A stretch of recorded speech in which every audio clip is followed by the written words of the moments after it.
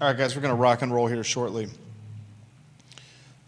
Take a look at the screen for today's headlines. Judah, I'm confirming some of the accounts and pages that we're up and running on. We're up and running on Twitter, so we're connected there. I will confirm YouTube next. It appears we're live and running on YouTube.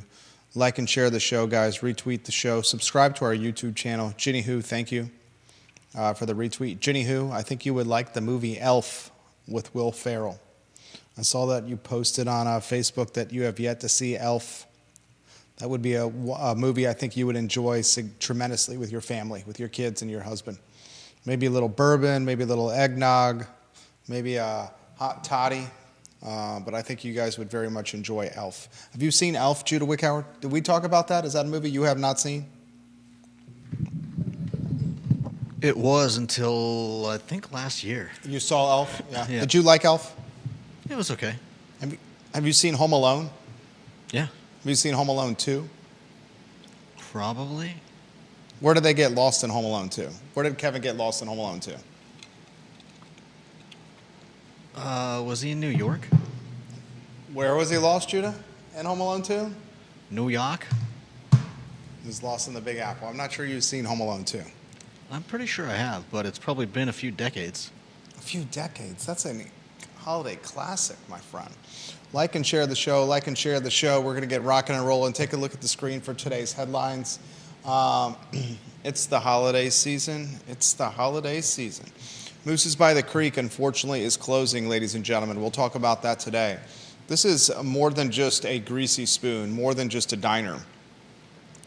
Amy Benson and her partner, Moose, created an epicenter of community.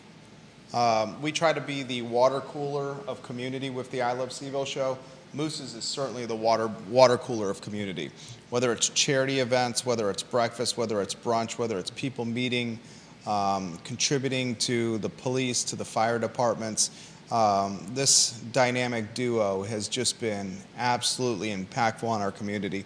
We'll take a look about the news, assess the news that Moose's is closing at the end of the year. One piece of information that is not being reported by the legacy media, television, radio, and print. The Phil Delaney estate owns the Moose's by the Creek real estate. The Phil Delaney estate, in fact, owns a significant portion of Monticello Road, 1706, 1707, 1708 Monticello Road. Owns 1712 Monticello Road, 0 Monticello Road, 0 Monticello Road. This piece of property, ladies and gentlemen, is set for a potential sale. So I want to take a look at this by what's really happening with the closing of Moose's by the Creek. And we're going to do this while also honoring the legacy of Amy and Moose on today's show. We'll also talk on today's program. The Economic Development Office has indicated they want to reimagine the downtown mall with stakeholders. In fact, a meeting will happen this month about the reimagining of the downtown mall. We'll talk about that on today's program. Judah once is asking this question: what in the HE double hockey sticks is placemaking? That was your question, right? What is placemaking? I was very curious about what that means. We'll talk about that on today's show. I want you to reimagine the downtown mall. Which headline most intrigues you today, Judah? I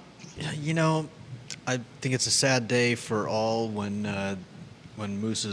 we find out Moose's is closing, but I'm excited for Amy and Moose, and I'm sure whatever they get into next is going to be just as fun.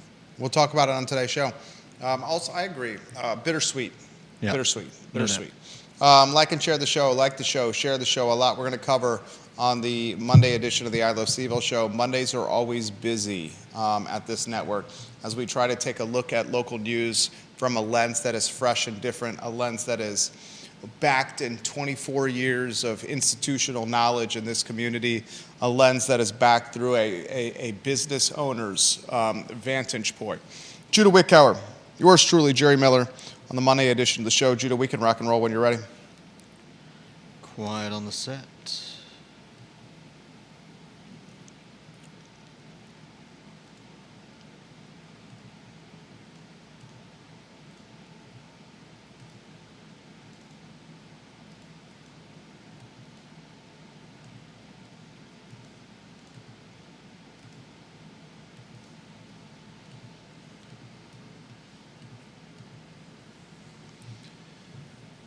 Good Monday afternoon, guys. I'm Jerry Miller. Thank you kindly for joining us on the I Love CVille show. Today's headline lineup is absolutely loaded.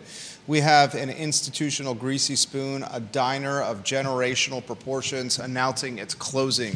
Its fantastic owners, Amy Benson and her partner Moose, have decided to close or turn the chapter on a hog-waller destination that is beloved. Moose's by the Creek at the end of the year will be no more.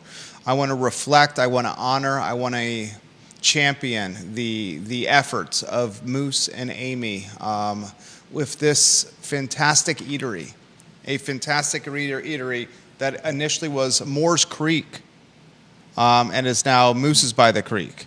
We'll talk about that on today's program. I want to talk Phil Delaney. Since his passing, some of his properties have started to move. Ladies and gentlemen,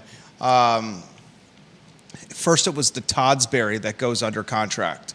And we're hearing through very reliable folks that the Toddsberry and Ivy, a once beloved pizzeria, is now going to go through a reimagining if it can pass certain contingencies. We know the septic tank is a train wreck at the Toddsberry and Ivy. We know it's got limitations and concerns with its proximity to a creek behind the Toddsberry and Ivy. And we know what's underground the Toddsberry is also concerning. We know the building is in disarray. Yes, this is a Phil Delaney property. Phil Delaney has since passed away. His widow and his estate are now looking to fire sale real estate. And it doesn't necessarily mean that they're going to offer ridiculous price points, but it does mean that they're much more open-minded to selling Phil Delaney's properties, a man who never wanted to sell anything. We bring up Phil Delaney and his estate because, folks, the property around Moose's, the property including Moose's, owned by this estate. So I want to take a look at what happened with Moose's by the Creek, the decision to close at the end of the year from a common sense standpoint, from a landlord standpoint, from an uncertain future standpoint, when the estate is looking to offload holdings and frankly pay back a lot of the back taxes that are owed on the late Mr. Delaney's properties. I'll offer some perspective on that on today's program. Judah Wickower, yours truly on the I Love CVille show. And as we say on this program, Judah, it is time to make the donuts. And how we make some of those donuts is Charlottesville Sanitary Supply. Judah, 60 years of consecutive business. Charlottesville Sanitary Supply is a business you need to support. John Vermillion, Andrew Vermillion, East High Street, Charlottesville Sanitary Supply, a family-owned business that's 3 generations strong, online at charlottesvillesanitarysupply.com. A lot we're going to cover on today's program, guys, but of course we're going to give love to the folks at Mexicali Restaurant. They are doing well. The Old World of Beer location, Johnny Ornalis and River Hawkins, Mexicali Restaurant, Latin Fusion, cocktail bar, music venue, street art museum. My, oh my, what an experience they have created at the Old World of Beer spot. Judah Wickower, studio camera, then a 2-shot. A lot I want to cover on today's program, including the men's basketball team stumbling into Christmas break.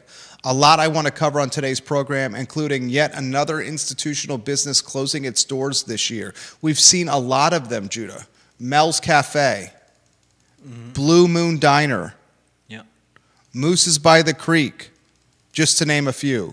We've seen how many businesses shut down, Judah Wickower, in Dairy Market, Citizen Burger Bar, Take It Away Sandwich Shop, GRN Burger, South and Central, to name a few, many more than that. 2024 and a lot of the ways known for the year of the F&B closing. That topic on today's show. I ask you the same question at the start of every program. Which headline today intrigues you the most and why? I think it's sad to see Moose's go, but I'm excited for where Amy and Moose will what they'll do next. I'm excited as well. Make sure we're live if you can on the I Love Seville group. I want to first start with the Sean Tubbs newsletter and the Office of Economic Development in the City of Charlottesville hosting a meeting this month about reimagining the downtown mall. They're going to try to reimagine what the downtown mall could be from a retail and strategy standpoint, from a parking standpoint, from working with the tourism arm, Visit Charlottesville, reimagining the downtown mall from a soup to nuts standpoint. And I think you and I could give a lot of perspective on this topic, J-Dubs. And viewers and listeners, I want your perspective on what Chris Engel and the Office of Economic Development must do in conjunction with stakeholders as it applies to reimagining the downtown mall. I'll offer my 2 cents, and then Judah, you jump in here. First, I love what Friends of Seville are doing. Greer Achenbach and her team at Friends of Seville are creating a reason to come downtown that is family-focused. Friends of Seville will host their weekly show or their once-a-month show, the Downtown Spotlight, this Thursday. On this Thursday show, Friends of Seville has Major Mark Van Meter of the Salvation Army to talk about the conversion of a homeless shelter on Cherry Avenue from a thrift store to a shelter. I bring that up, Greer Achenbach at her Downtown Spotlight, Thursday at 2:30 p.m. with Major Mark Van Meter of the Salvation Army. Make sure you watch that show on Thursday. I bring that up because the first step with reimagining the downtown mall, if you're Chris Engel in the Office of Economic Development and your stakeholders that are tied to Charlottesville, is the homeless story. It is whether reality or whether unfair, the perception is there is a houseless, homeless crisis on the most important 8 blocks in a 300,000 person region. And one of the opportunities to alleviate or solve this strategy is by creating additional shelters that are not necessarily right on the mall. The Haven is on the mall. We saw a fight earlier this year that started at the Haven and had one person running from the Haven next to Hamilton's Restaurant on First and Main, running for their life as 2 others chased him. And the 2 others caught him and stomped him and beat him over a dispute that started at the Haven on Market Street. We must come up with strategies for shelters that are not tied to the downtown mall to solve the perception or the branding issue of houselessness or homelessness and the crisis there is on these 8 blocks. I think what Friends of Seville are doing is amazing. If you have a chance to come downtown, you will see lighting, you will see free events, you will see a train ride for kids. You will see a beautiful heart with the word Seville next to it, perfect for selfies. Magic on the mall. Magic on the mall. A peppermint trail where contributing restaurants have agreed to make or create a holiday cocktail. An opportunity for you to do an elf hunting, hunt for scavenger hunt of elves on the downtown mall. They're doing... Friends of Seville has encouraged storefront owners on the mall to decorate their storefronts in competitive fashion, where the winning holiday storefront will get props and forever live in not infamy, but forever live in Hall of Fame status and the Downtown Storefront Hall of Fame. What they're doing is building reasons to come downtown for destination, reasons to come downtown with your family. It's brilliant. And Friends of Seville should be applauded for the efforts of what they're doing. The first step you need to do if you're Chris Engel in the Office of Economic Development is to work more with Greer and Friends of Seville. I hope Greer hears this. The second step that Chris Engel and the Office of Economic Development need to do is to create ways to alleviate the perceived homeless crisis that is downtown. The third step they have to figure out is to manage the branding issue that is parking. Judah and I work downtown. Is there a parking problem downtown, Judah? It can be difficult at times. I completely disagree with you. Really? Completely disagree with you. You think parking downtown is difficult? It can be, depending what your goal is. What is the goal? If your goal is to park on the downtown mall in front of Hamilton's and walk out your driver's side door 5 steps to the front door of the restaurant, that's going to be difficult. But if you do not mind walking 2 blocks to get to Hamilton's or 3 blocks to get to Hamilton's, that is not difficult in the least. That's true. This is a perfect example of what I'm talking about here. Judah Wickhauer, you have worked downtown for how long? Years. 15 years you've worked downtown. No. 14 years? I think that's still a reach. You've worked at this company for 14. You've worked downtown for, I can tell you exactly how long you've worked downtown. You've worked downtown for 13 and a half years. Okay. 13 and a half years. And you have never had, and I'm just having a conversation with you, in those 13 and a half years, have you ever had difficulty parking downtown? Yeah, it's not always easy. But then I don't park in the 2-hour spots. This is the branding conundrum, the perception conundrum that downtown has to figure out, that the Office of Economic Development has to figure out. Here's a man who's worked 13 and a half years in downtown, and on a very well-listened-to talk show, he's saying parking downtown is difficult. I said it can be. Not always. I am of the absolute opposite end of the spectrum on this one. I mean, there have been times when I've driven your car around for 10 But you've always found a spot. Yeah, eventually. You've always found a spot. You've never had to not park downtown when you're driving the company car.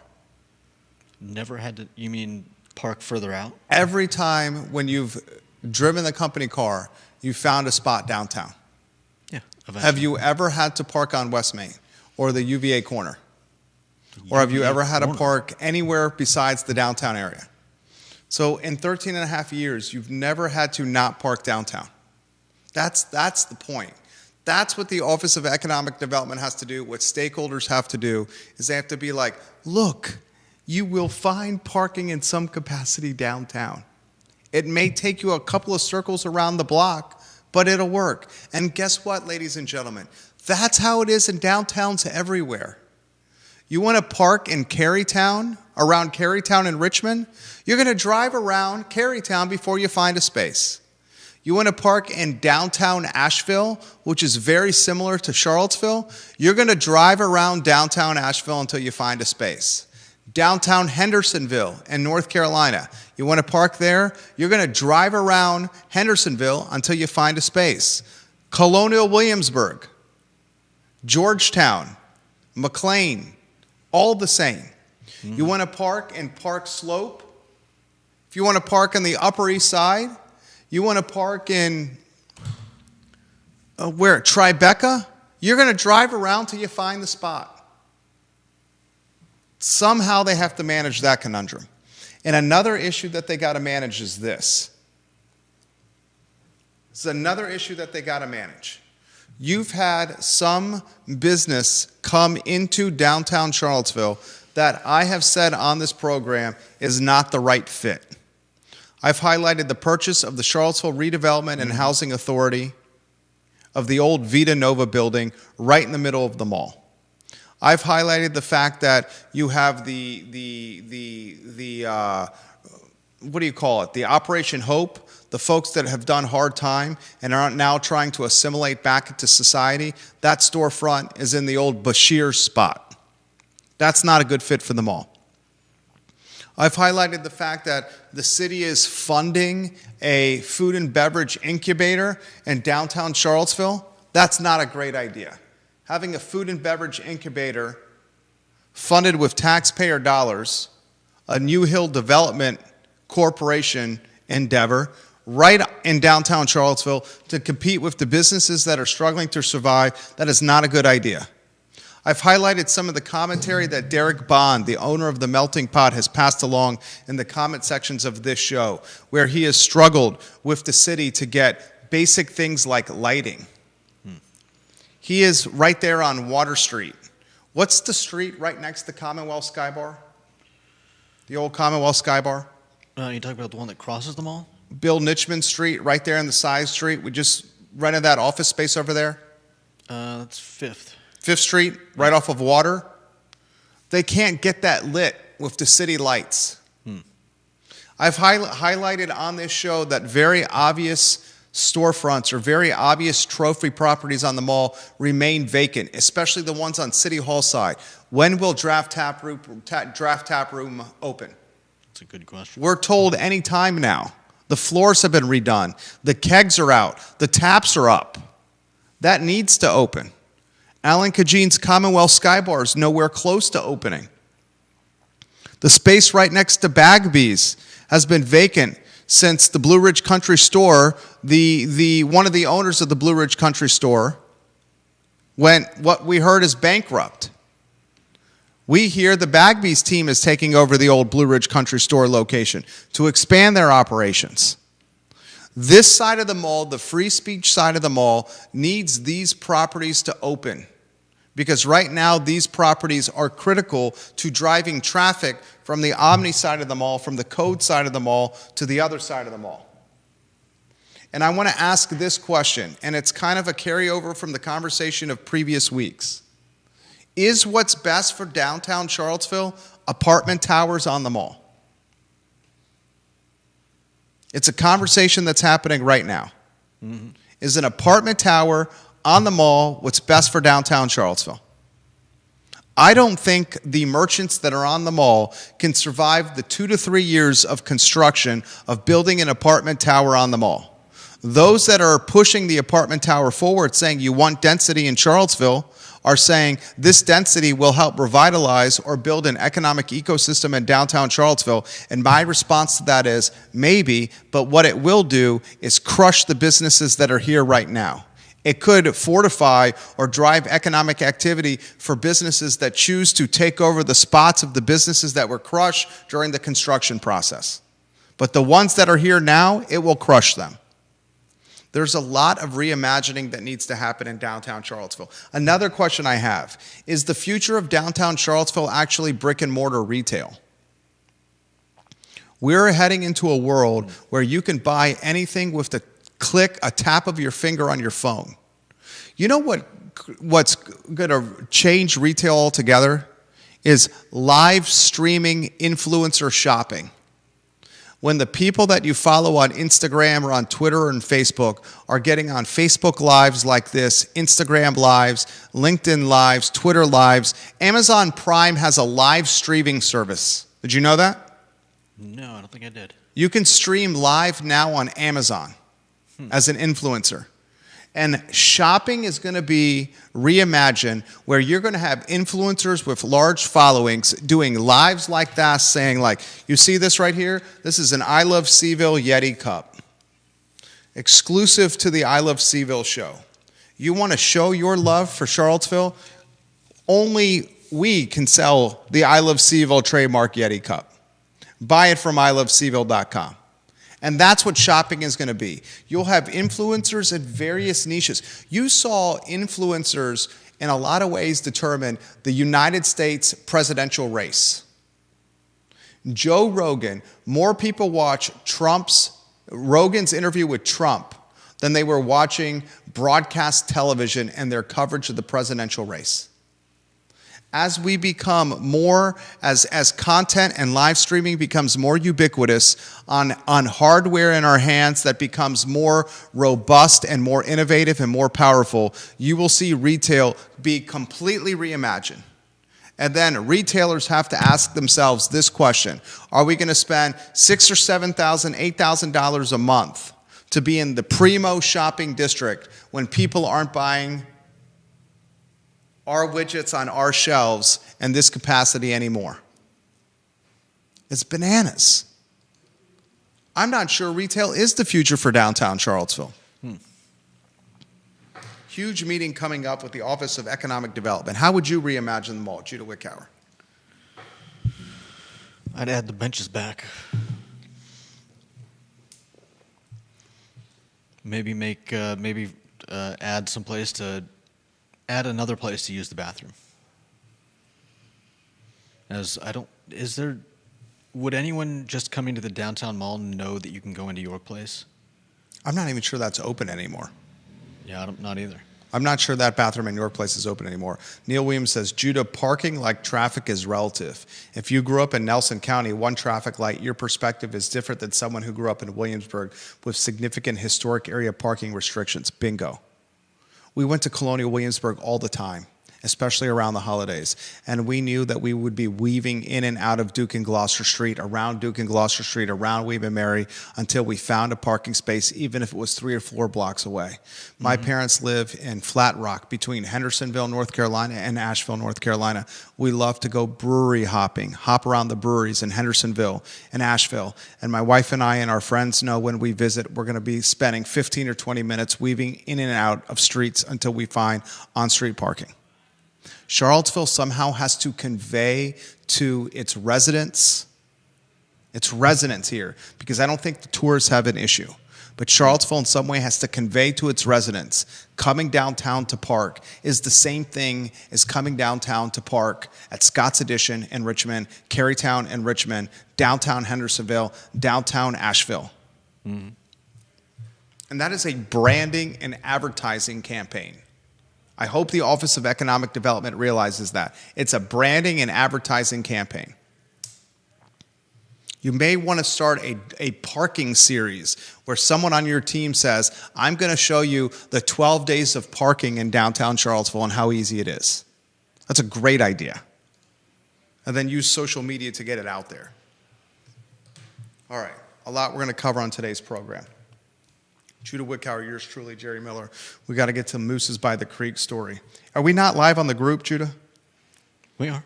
We're live on the group? Yeah. You're certain of that? Oh, you are. Excellent work. Thank you very much, Judah B. Wickower. What did you, as you get that lower third on screen, what did you make of the, Vanessa Parkhill says, so the influencers selling on Amazon will become the new home shopping network. That's a perfect description, Vanessa Parkhill. Vanessa Parkhill, you're a smart person. Imagine the home shopping network, but on significant steroids, where previously there used to be only QVC in the home shopping network, where you had to apply to sell on the home shopping network or QVC. Lori Grenier from Shark Tank, I might be butchering her last name, but Lori, the beautiful shark on Shark Tank, she got her start as a star on QVC or the Home Shopping Network. Now everyone has their own home shopping network or QVC at the palm of their hands. All they need to do is get an iPhone on a tripod with some good lighting and build up a following, and you are an influencer that can stream and sell things. We did a telethon on behalf of the Thomas Jefferson Community Land Trust, I think now the Piedmont Community Land Trust. And we raised tens of thousands of dollars on the I Love CVille network by me and various people sitting across from me on this network for 10 straight hours asking the community for help. And we raised tens of thousands of dollars. Remember that? Mm-hmm. Moose's by the Creek. You want to set the stage or shall I? Why don't you set the stage? You might be better at it. Let's see. So everybody is just hearing about this from Moose's by the Creek. They've posted it on their Facebook page that come December 31st, the end of this month, Moose's by the Creek will be closing down, and the owners will be moving on to some other venture. Julian Shaver. I'm here for the Moose's coverage as well. All right, I'll set the stage. Amy Benson, vivacious, outgoing, lovable, zest for life, energetic, high energy, meets Melinda Moose Stargell when Melinda Moose Stargell is working part-time at Moore's Creek Restaurant. Melinda Moose Stargell, talented softball player, grew up in the area, community pillar. Amy Benson, brilliant woman, accountant, bookkeeper, knows numbers inside and out. After they meet at Moore's Creek Restaurant, Amy and Moose start dating. The year was 2003. They decide to purchase Moore's Creek Restaurant. I have spent many a day in Moore's Creek Restaurant, and I've spent many a day in Moose's by the Creek. Stark contrasts. Moose's by the Creek, family friendly. Moose's by the Creek, lively. Moose's by the Creek, community melting pot. Moose's by the Creek, an opportunity to take a selfie with the antlers of a moose at the entrance and exit to the restaurant. How many people have mistakenly stabbed themselves in the back of the head by the antlers of that moose? I guarantee you it's hundreds. They've poked the back of their head. Sausage gravy, breakfast, brunch, coffee, an opportunity to see people you haven't seen in forever, priced fairly, tables turning quickly, friendly faces. This is an institutional type business in the same breath of Blue Moon Diner, Mel's Cafe, and Lumpkins in Scottsville, all of which have closed this year alone. Our community, Charlottesville, our community, Albemarle County, and our community, Central Virginia, have lost charm, the type of charm that separates our community from every Tom, Dick, and Harry Main Street in America. When Blue Moon Diner, Mel's Cafe, Lumpkins, and Moose's all close in the same calendar year, the community is gutted. And it's gutted because these type of businesses are your melting pot for communal spirit.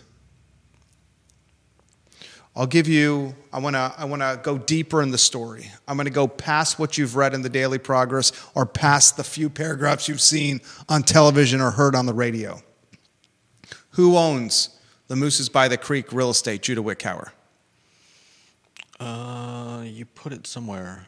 It's literally in the headlines that you're rotating on screen. Yeah, Phil Delaney. Phil Delaney, who has passed away. Phil Delaney, ladies and gentlemen, a man who recently passed away, July 15th, 2023, at 72 years of age.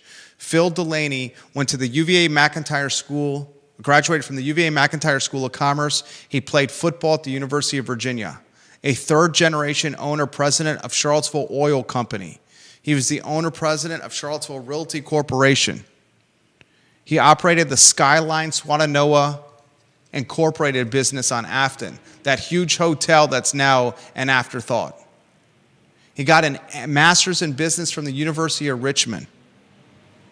One thing Phil Delaney did not do when he was alive running his real estate portfolio was keep his properties in good condition. Another thing he did not do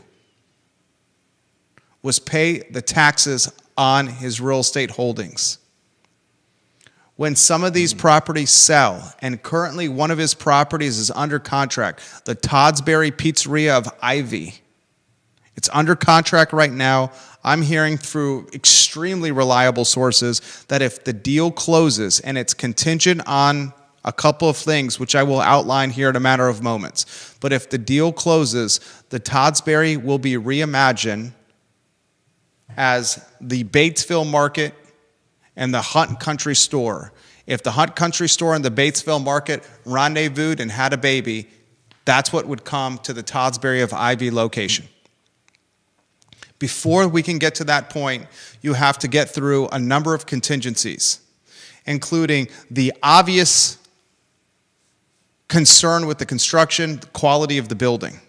The roof is leaking. The septic tank has to be replaced and is seriously damaged. Its proximity to the river behind it is a problem. It's got proximity to electrical infrastructure. There's a sign behind the Toddsbury of the things you literally cannot do within this proximity to the river behind it. These contingencies have to be cleared before the deal materializes. But what the Toddsbury deal shows you is that since Phil Delaney has passed, and now that his estate, his widow, are running the show, they are more inclined to move property. Phil Delaney never wanted to move anything. He was a holder, never a seller. Look at the Mooses by the Creek address on the GIS. Charlottesville Realty Corporation owns 1706, 1707, 1708 Monticello Road, 1712 Monticello Road, 0 Monticello Road, 0 Monticello Road. They have millions of dollars in real estate holdings right around Mooses. I would ask you this question. Are you inclined to ink or get into a long-term business arrangement when the uncertainty surrounding the landlord and the real estate your business is operating within is ambiguous at best? I would not. And neither would Amy or Moose. Compound that uncertainty with a labor market that is challenged, extremely challenged, and a customer base that is headwinds ridden. I go to Moose's during the weekends. You go to Moose's probably during the weekends. Who's going to Moose's on Monday, Tuesday, Wednesday, Thursday?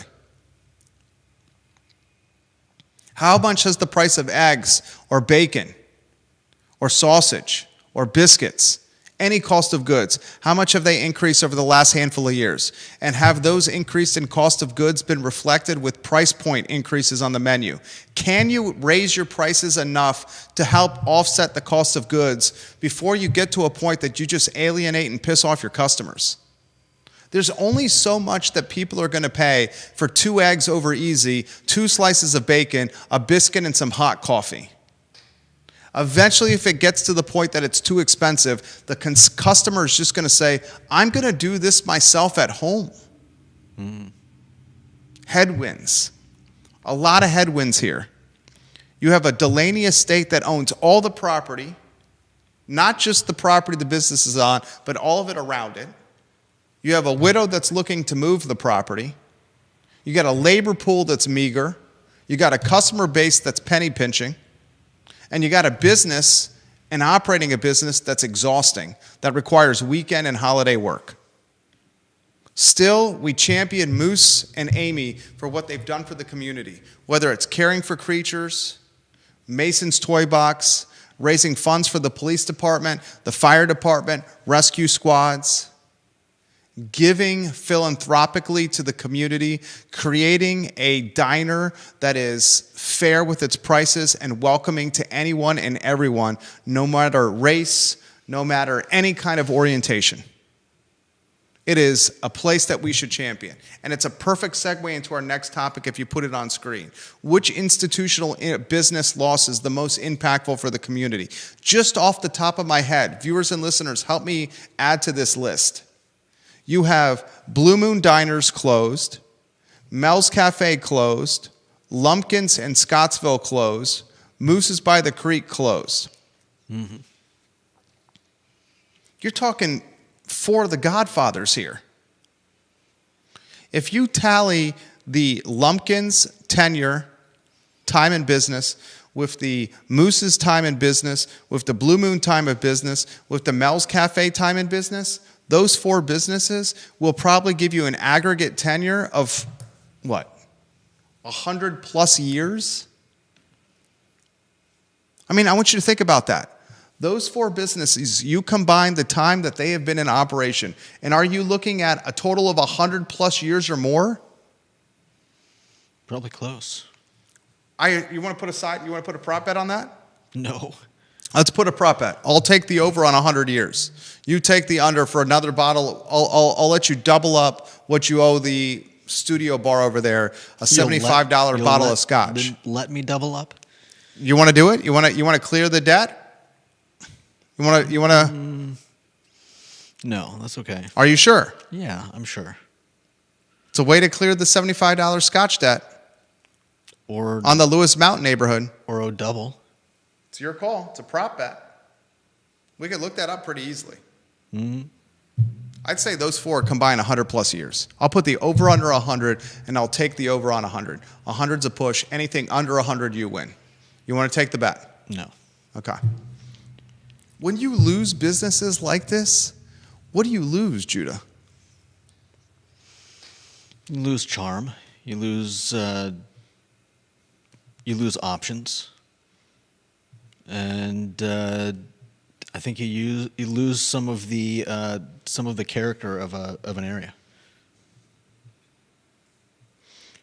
You lose the type of magic that keeps Charlottesville from becoming what? Fredericksburg,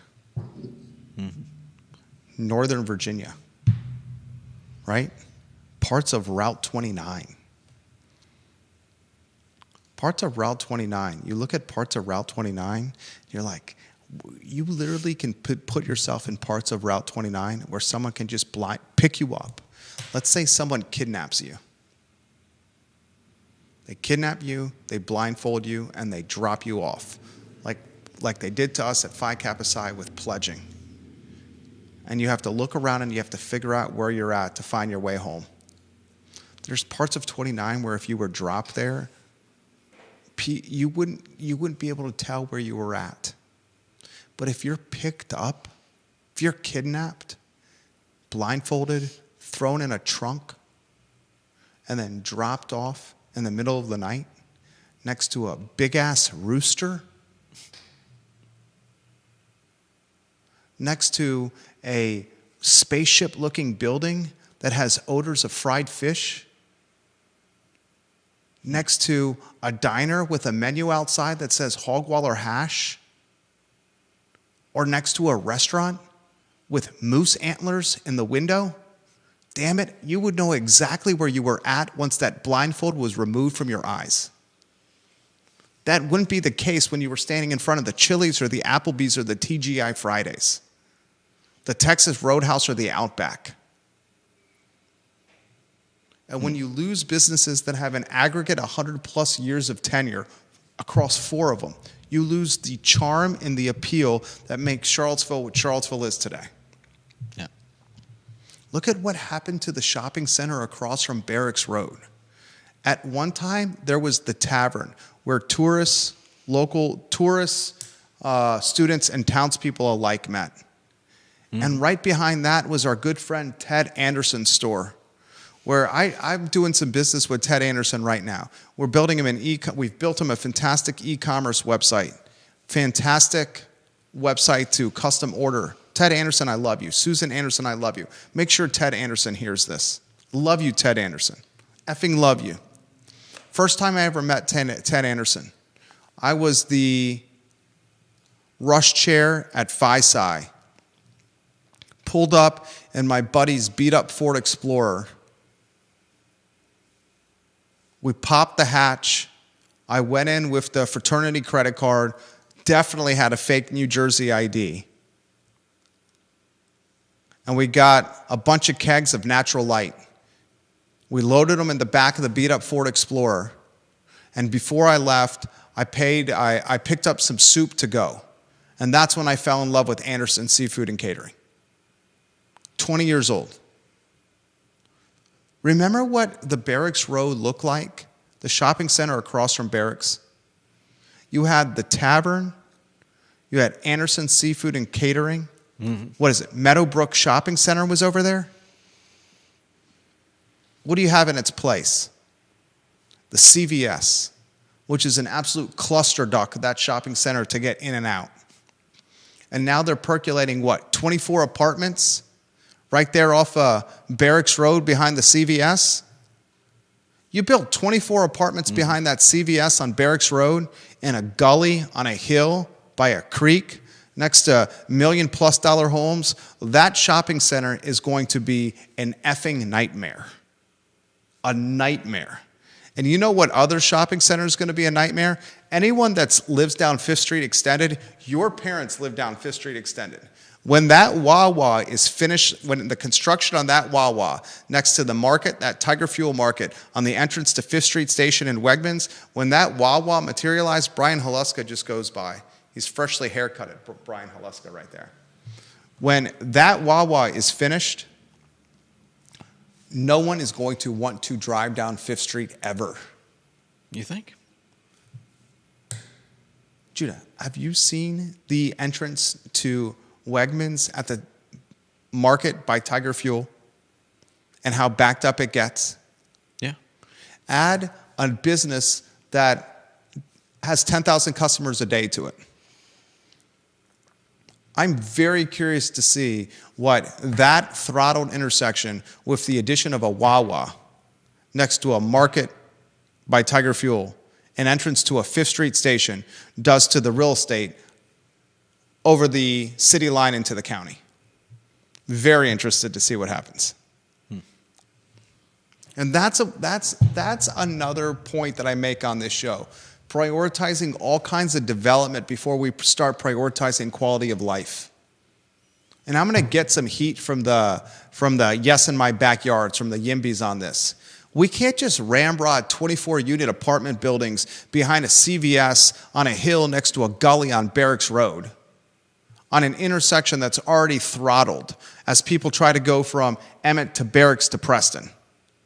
And we can't just ramrod and approve Wawa developments and their 10,000 customers a day next to a intersection like the market by Tiger Fuel, the entrance to Wegmans, where in the morning or in the evening, it's miserable to drive by, because that's going to impact the people that live there and will impact their real estate values. Questions, comments, put them in the feed. Judah, any thoughts for you? John Blair. Comments, I'm going to you on LinkedIn. You are 100% correct. We are transitioning from institutions to individuals and influencers when it comes to retail and shopping. Here's an interesting question. Is there a local CVille influencer who could truly move business if they visited a restaurant's retail operation live? Yes, and you're looking at that person right now.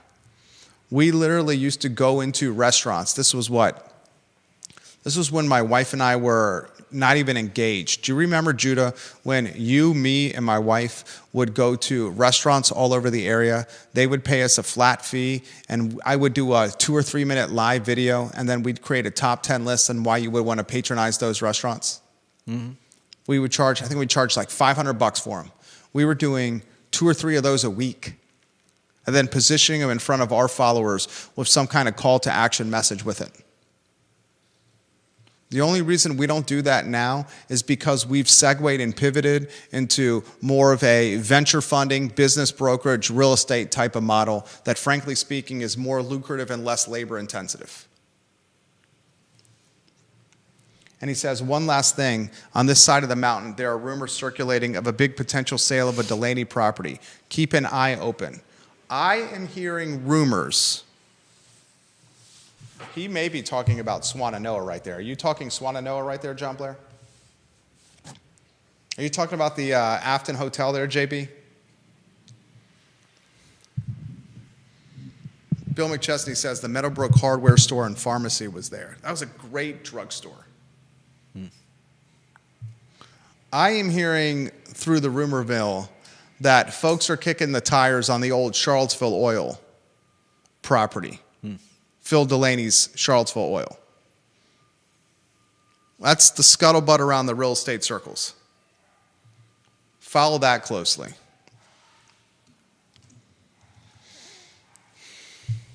Which one is most impactful? Vanessa Parkhill says Ted and Susan Anderson are the best. The absolute best. You should be buying your seafood at their market on Ivy Road, ladies and gentlemen, and ordering your food through their new e-commerce website, which is very nicely done. I do say so myself. Which business most impactful for you of the 4 that we mentioned? Lumpkins, Mel's, Blue Moon Diner, Moose's. Question for you, Ginny Who. She says, speaking of Lumpkins, I still want answers about that damn rooster. I added the word damn. She didn't say damn. There goes well-manicured, well-haircutted Brian Haluska right there. Which one most significant for you? Oh man, I think probably Moose's. I've been there. I mean, I don't get out to Scottsville very often. Haven't been to. I don't think I ever went to Lumpkins, but I've been to both Blue Moon and Moose's. And Have you been to Mel's? What? Have you been to Mel's? No, I never went to Mel's. But I'm definitely a weekend brunch person, and I'll miss both those places.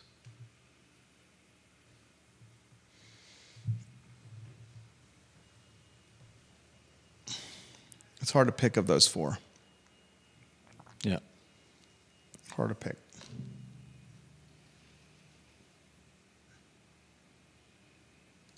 The Mel's closing was significant because there's few businesses in the city of Charlottesville that are black owned, especially black owned with that kind of tenure. Yeah.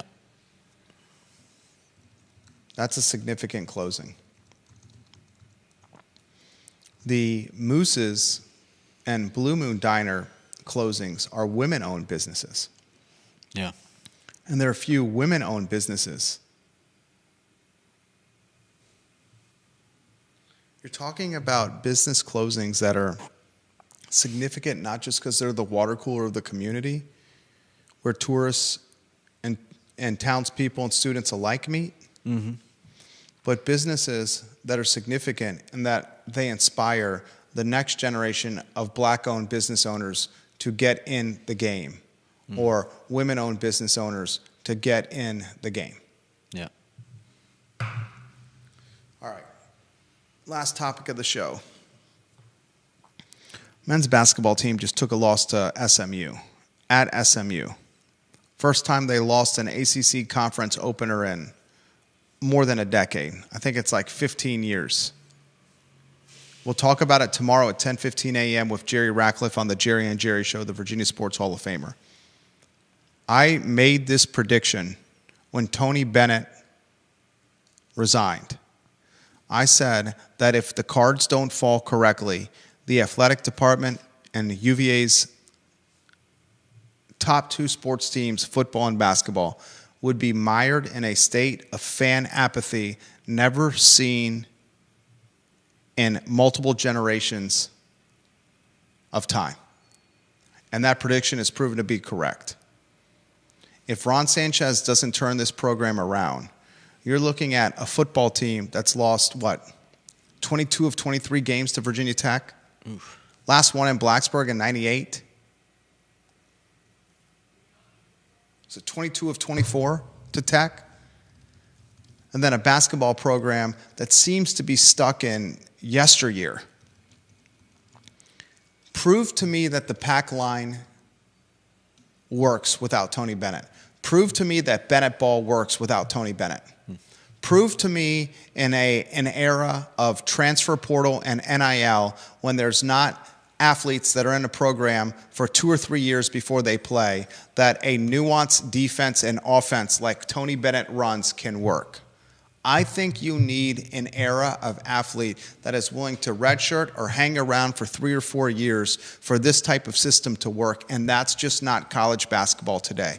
We'll talk about that tomorrow on the Jerry and Jerry Show, 10:15 a.m., right here on the I Love CVille Network. Judah Wickower and Jerry Miller.